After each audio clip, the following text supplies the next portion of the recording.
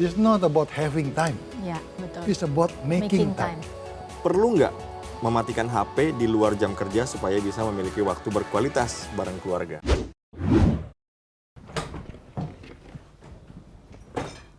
Juan, Papa nggak nyangka kamu melakukan seperti itu.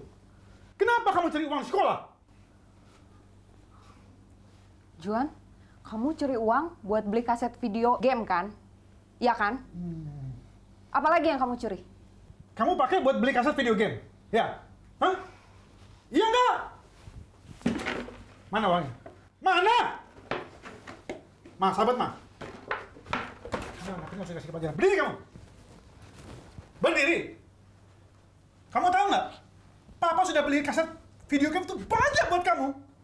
Kenapa sih kamu harus curi di sekolah? Bikin malu muka Papa, tahu nggak? Kamu harus dipukul biar kakak.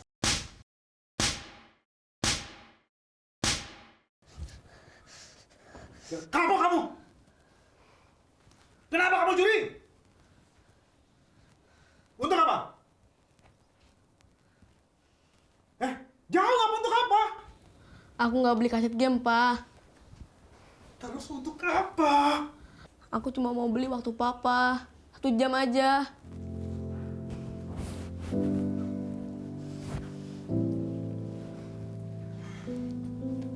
Aku cuma mau beli waktu Papa 1 jam aja. Mau datang ke konser sekolah aku.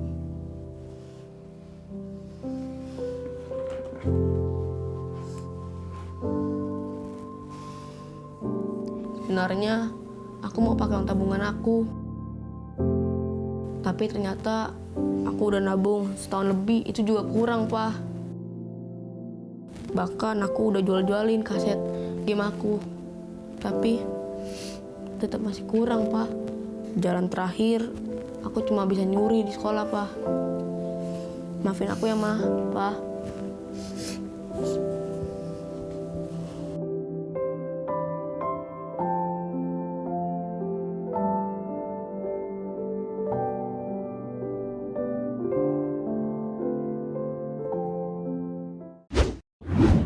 Banyak orang tua kehilangan kesempatan bersama anak-anak karena terlalu sibuk dengan pekerjaan mereka.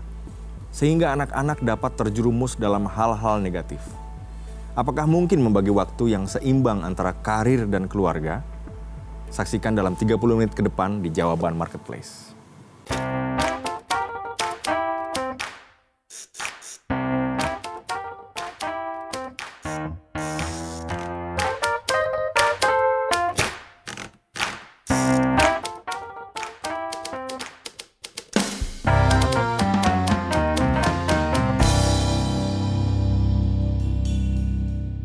Saya mau mengingatkan lagi untuk Wise People untuk subscribe di YouTube-nya Jawaban dengan cara klik tombol subscribe dan nyalakan lonceng notifikasi, serta kalau mau tulis komen, tulis aja di kolom komentar. Nah, hari ini Kak Mia dan Coach Yungki, Halo. kita akan membahas apa nih hari ini nih? Tadi kan kita sudah nonton ya, tayangan yang tadi ya. Itu kira-kira bahas apa topiknya ya? Terenyuh gitu ya. Tiri gitu ya, kan? Berair mata gitu ya.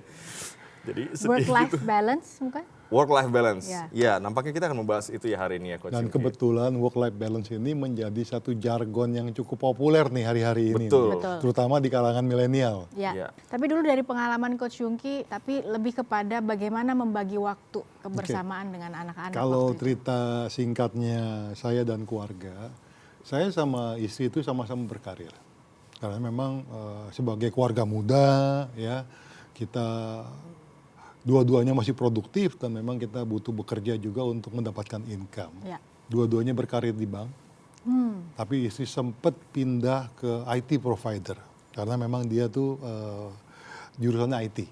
Oke. Gitu. Jadi memang kami bekerja. Monday to Friday kami bekerja seperti biasanya orang-orang bekerja.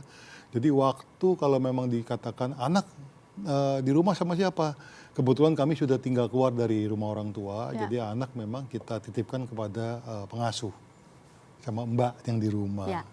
Jadi waktu kita pada saat itu untuk anak ya sepulang kerja dan tentunya weekend. Ya. Terus berkembang, kita juga akhirnya punya anak kedua, di tahun 93 kita punya anak kedua. Nah kemudian istri juga masih bekerja. until kira-kira tahun 2000 waktu anak pertama kami umur 12 tahun, anak kedua kami sekitar umur 7 tahun, istri saya memutuskan akhirnya this is the time. Sudah waktunya fokus untuk ngurus anak-anak yang sudah mulai akan beranjak menjadi remaja. Ya, ya. Jadi tahun 2000 istri saya sudah memutuskan untuk menjadi full time housewife. Ya, dan saya tetap bekerja. Ya. Jadi waktu yang saya bisa sisihkan bagaimana saya membalance ini semua dengan keluarga, ya memang tentunya weekend itu kan menjadi sangat-sangat berharga waktu untuk bersama dengan keluarga. Selain malam hari ya, tetap kembali kalau kita tidak pulang malam.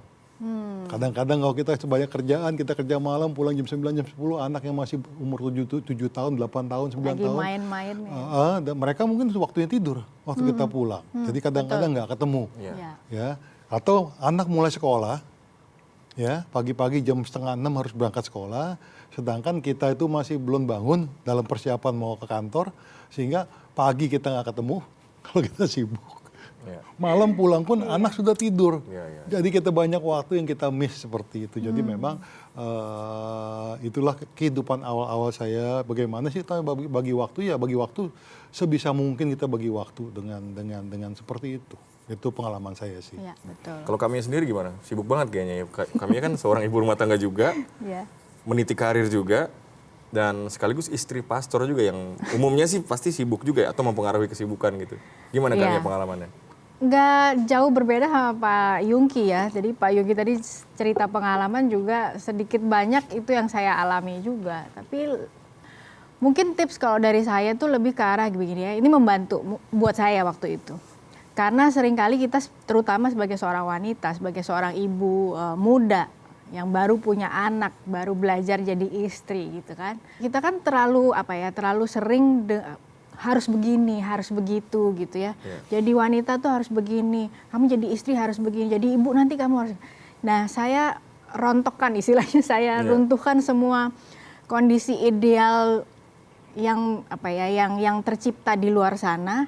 Karena menurut saya yang ideal itu orang ukurannya berbeda-beda. Iya. Betul. Ya, masing-masing keluarga itu punya ukuran standar masing-masing untuk bicara tentang ideal. Nah, saya merasa karena saya terpanggil untuk terjun untuk bekerja di marketplace, jadi saya nggak merasa meminta bantuan seperti tadi Pak Yungki sampaikan bahwa anak-anak harus bersama mbak atau pengasuh.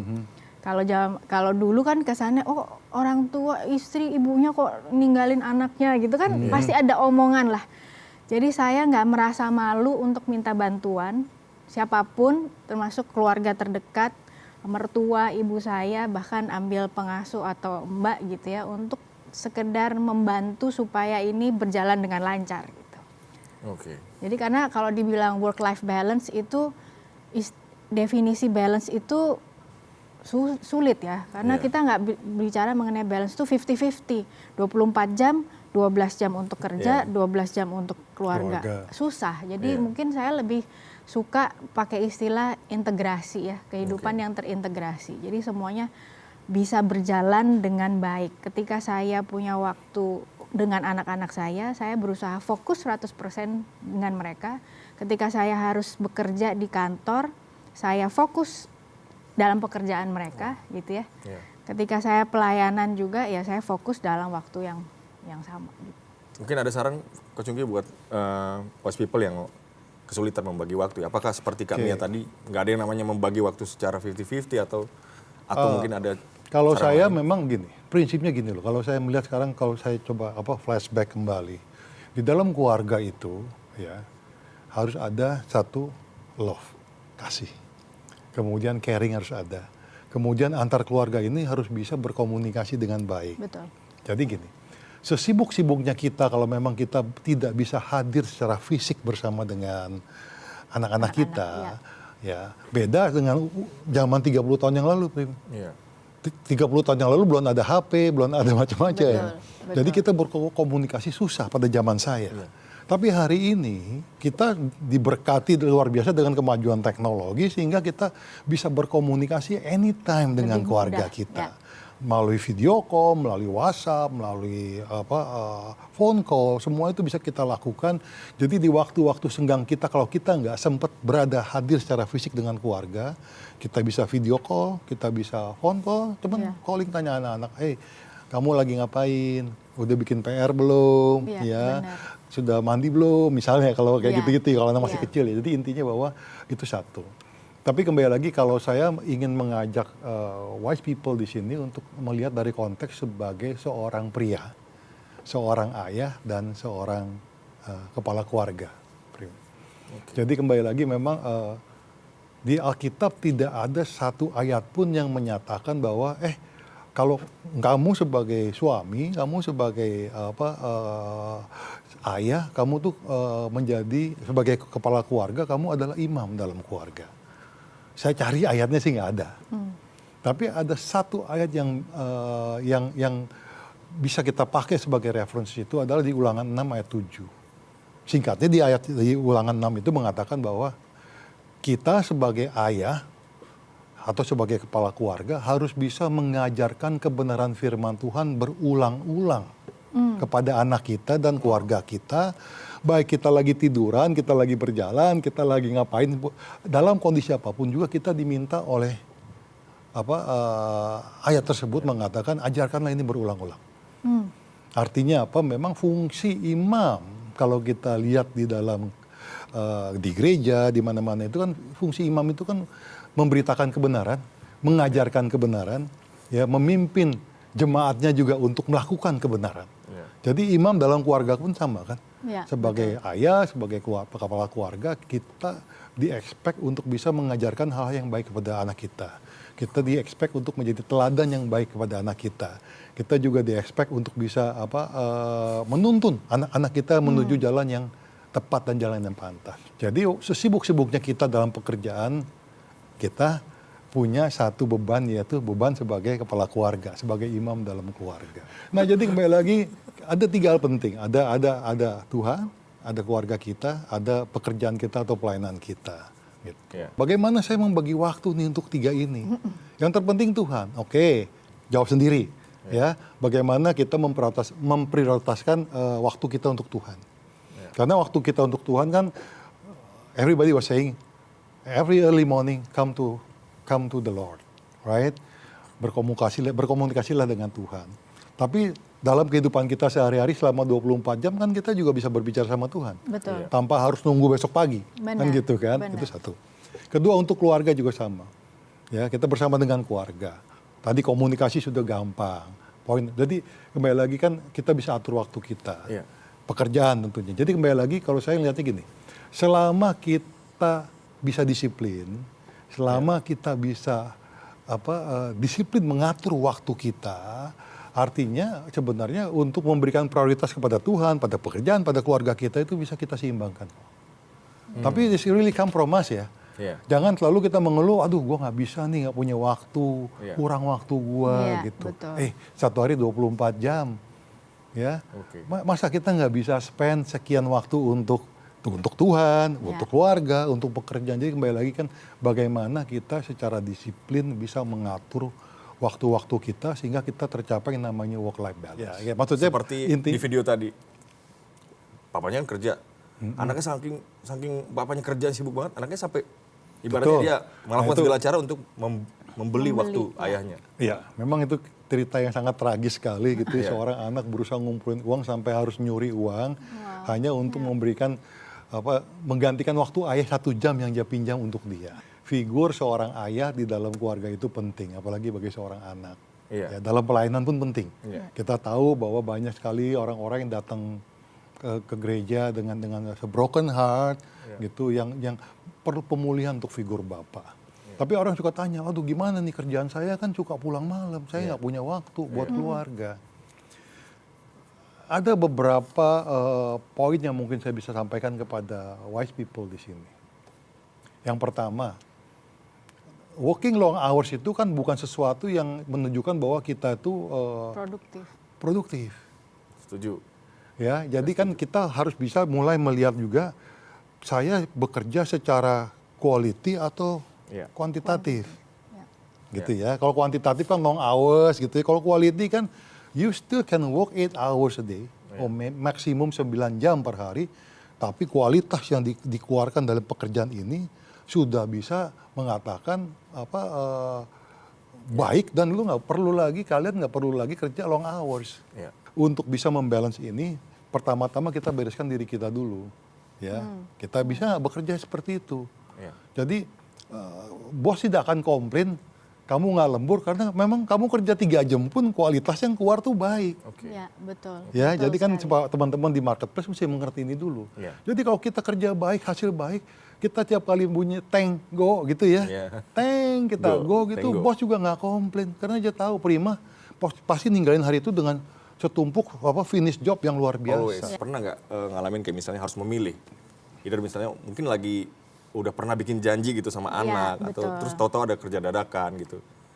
Mungkin Wasbol juga pernah ngalamin itu. Pasti, ada pasti. nggak yang bisa Pasti. dibagikan dari Kalau saya sih kasus seperti mungkin nggak secara spesifik saya ingat kejadiannya, tapi situasi itu pasti sering kita alami ya. Namanya dilema. Mau harus ada kerjaan sama diperhadapkan sama mungkin Kebutuhan keluarga. ya kebutuhan keluarga atau event-event khusus lah ya, spesial untuk anak ulang tahun dan lain sebagainya, atau udah sekedar janji. Nah, kalau saya kuncinya adalah mana yang bisa di-manage lebih mudah saat itu ya. Walaupun ini rumusannya nggak bisa berlaku untuk kejadian berikutnya, peristiwa berikutnya. Misalnya memang harus deadline pekerjaan itu harus saat itu juga. Nah, saya ukur nih kemampuan saya. 1 jam kemudian saya masih bisa selesaikan nggak? Kalau saya bisa selesaikan dalam 1 jam, saya akan manage istilahnya negosiasi sama anak. communication tadi. Komunikasi, ya. Tapi kalau saya merasa, oh ini kerjaan memang penting, tapi saya nggak bisa selesaikan 1 jam, berarti saya harus cari akal lagi kan, cari jalan keluar. Jadi gimana? Saya negosiasi sama pekerjaan itu. Jadi apa yang harus saya lakukan, tapi saya tepati dulu janji sama keluarga atau anak-anak. Jadi buat saya itu sih ya, komunikasi. Tapi it's real. Memang dalam pekerjaan kan kita kadang-kadang misal malam kita janji sama keluarga. Pokoknya hari ini kita sitting as a family ya, dinner. Simple aja, bukan acara ulang tahun. Betul. Tapi ternyata dalam pekerjaan karena berbagai hal semuanya one delay leading to another delay dalam pekerjaan, tahu-tahu kita bilang kita nggak bisa pulang tepat jam 7 malam untuk bisa dinner sama keluarga. Betul. Berat ya itu. Ya, traffic kadang-kadang juga unexpected. Betul. Nah, benar ya, juga gitu itu. semua. Jadi memang kembali lagi tadi communication penting. Ya. Dan belajar juga untuk jujur dengan keluarga. Kita katakan apa yang harus kita sampaikan semuanya, dan sekali-kali ajak mereka juga untuk lihat pekerjaan kita. Ya. Kita diberikan kemampuan sama Tuhan untuk bisa disiplin dan mengatur waktu. Kuncinya disiplin dan mengatur waktu. Ya. Kalau saya dalam kasus ini, menurut saya tambahannya adalah gini, suami istri harus saling memahami bahwa mendidik anak, membesarkan anak ini tanggung jawab berdua nih, nggak cuma sekedar karena Saling ibu, ngisi. ya kan ibu berarti semua tanggung jawab kamu nih gitu. Nah kayak kasus tadi Pak Yuki sampaikan bahwa kalau suami memang harus mempersiapkan khotbah, ya saya yang ambil peran untuk ajak anak jalan-jalan. Tapi ada momen di mana Sabtu saya harus bekerja, harus ngajar. Nah disitulah saya harus komunikasi sama suami. Sekarang giliran kamu boleh nggak? Nah, jadi itu ya pengertian, kemudian understanding, communication. Nah makanya balance itu nggak semuanya. bisa didefinisi 50-50. Nggak Kalau bisa enggak, fix.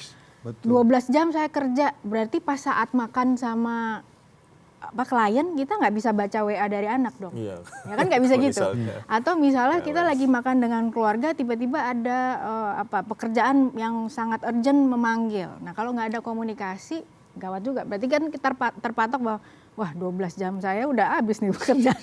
Nggak bisa. Jadi makanya itu kalau ada hubungan yang baik, komunikasi yang baik, kita bisa izin dulu. Boleh nggak Mami angkat telepon atau jawab WA ini. Kalau dirasa, oh ini kayaknya masih nanti bisa dijawab, ya saya nggak jawab.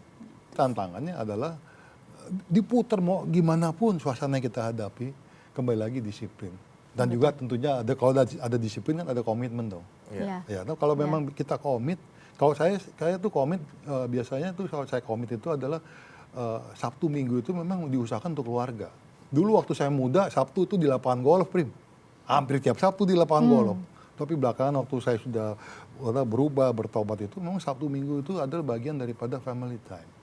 Dan sampai hari ini pun, walaupun anak-anak saya sudah nikah, punya keluarga masing-masing, hari Minggu family come together. Ya, jadi kalau kita masih beribadah fisik, family come together, go to church.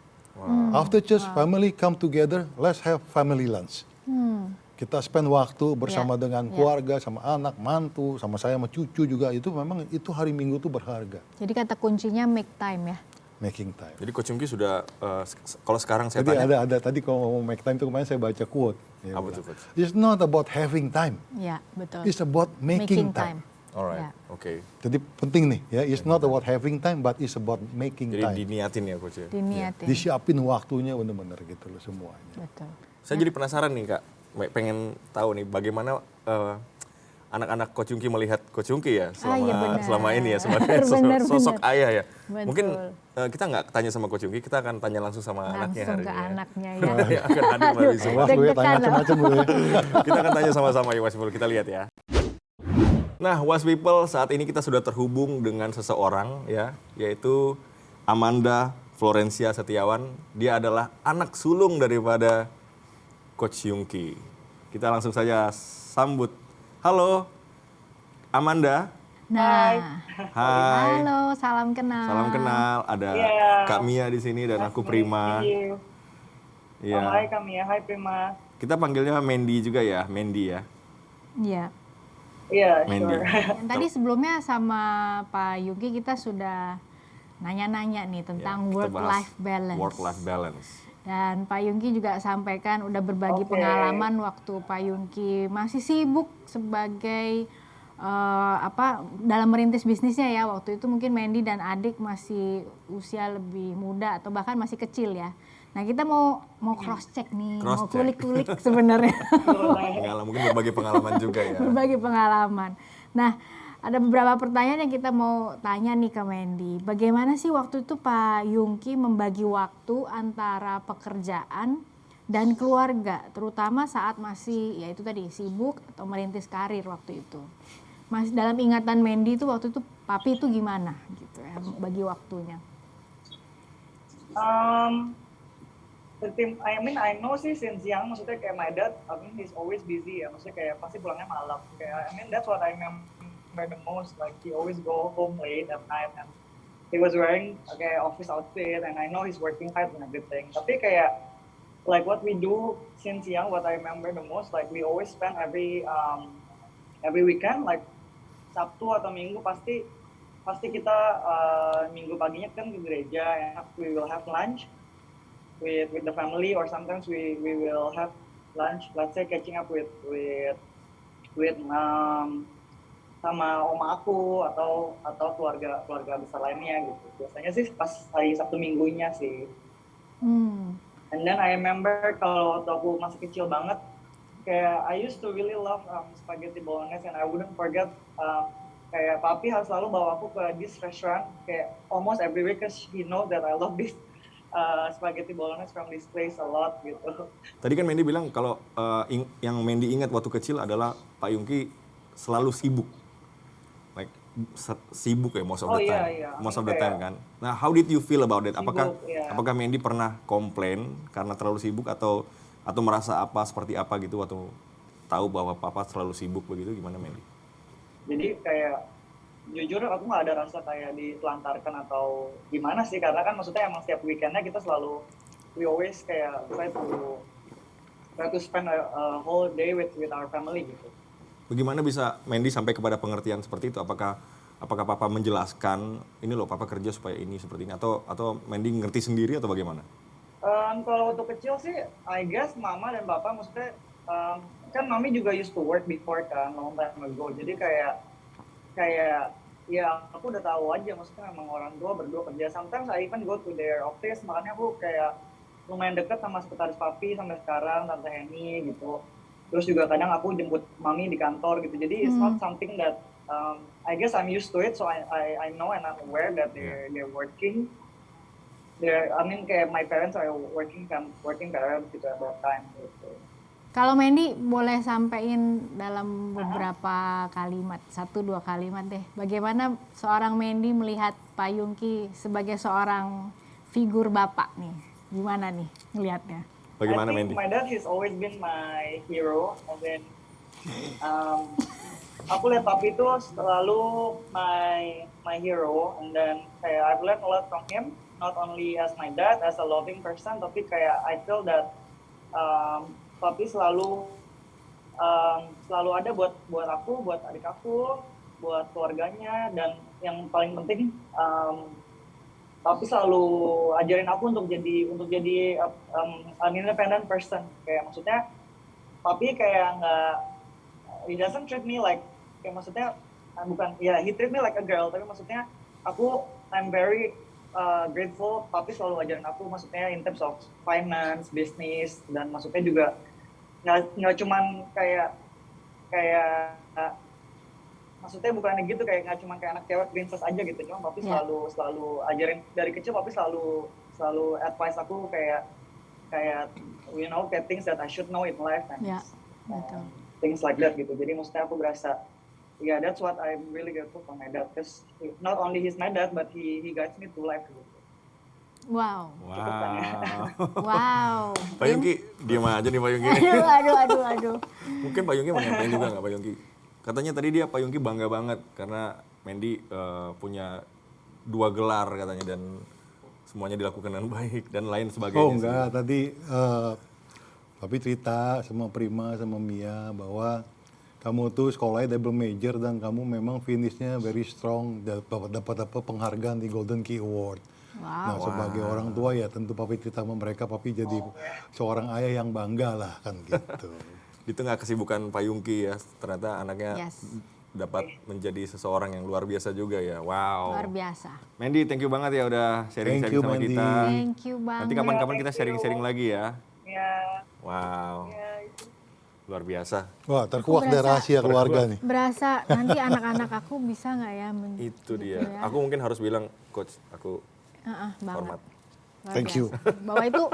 Bahwa ada mitos bahwa kalau orang tuanya sibuk bekerja, anaknya nggak karu-karuan, ini nggak benar. Ternyata, wow, luar biasa ya. Iya, double degree loh. Jadi kita balik nih musik ke work life balance nih, jangan ngomongin anak.